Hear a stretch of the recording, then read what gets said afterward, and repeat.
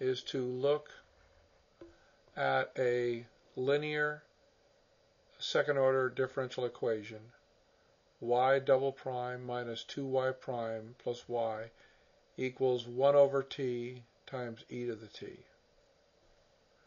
And we're going to solve this second order linear differential equation using the method of variation of parameters, this method right here. The first thing that we're going to do is to look at the homogeneous equation. This is a non-homogeneous equation right here. The homogeneous equation would be if this right side here was equal to 0.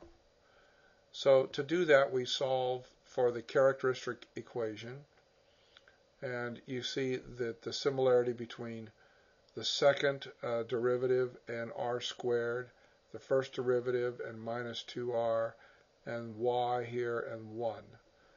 And you get, when you factor this, you get the equation r minus 1 squared.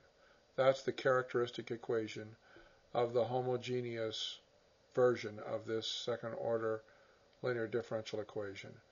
The roots of this, there's only one root, it's a double root, and the roots are called the eigenvalues. This tells us that a homogeneous basis for the homogeneous solution is e to the t and t e to the t. So now we put constants in front of those two basis elements, and this becomes our homogeneous general solution. Y sub h equals c1 e to the t plus c2 t e to the t, where c1 and c2 are constants. Now we want to find a particular solution, so we try plugging in a particular solution into the equation of the homogeneous equation, and we'll set yp, that's a particular solution, equal to v1 e to the t plus v2 t e to the t. We're plugging these two functions in where these two constants, c1 and c2, were. The non-homogeneous principle tells us that any general solution, y, will be the sum of the homogeneous solution and the particular solution. So now we are setting out to find what v1 and v2 are. We differentiate this yp, and we look at these two terms here. We want to eliminate these two terms from our condition for a couple of reasons. One, to make it easier to differentiate, and also to have an auxiliary condition. So we're going to take v1 prime e to the t plus v2 prime t e to the t equal to 0. Now we're going to form the second derivative of the particular solution. Because we already have this part of the first derivative equal to 0, the second derivative looks like what I've got here. And now what we want to do is take these first, second derivative, and our yp, which is right here, and plug those into the initial equation up here. Y double prime minus 2y prime plus y equals 1 over t e to the t. We do that in the next step, this substitution step. And so this is what we get. This equation right here.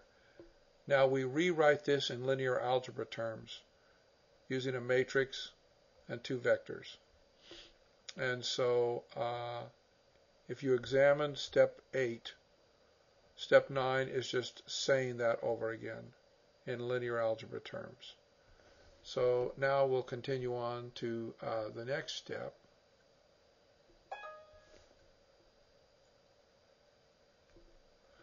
And that is to look at the Vronsky determinant of that matrix that I just showed you. Actually, here's the matrix again right here.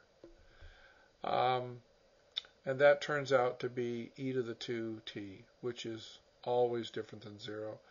So Using the inverse matrix, we can now say that V1, the vector V1 prime, V2 prime is equal to this matrix times this vector. Now we're calculating that out here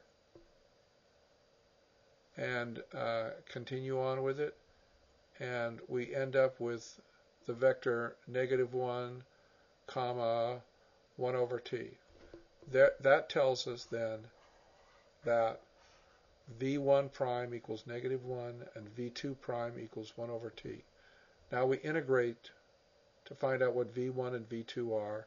So V1 is the antiderivative of -1, which is minus t, and V2 is the antiderivative of 1 over t, which is log t. Therefore, the particular solution, here it is, yp equals v1t plus v2t e to the t, and we can rewrite that now as 1 over t, as minus t e to the t plus log t times t e to the t.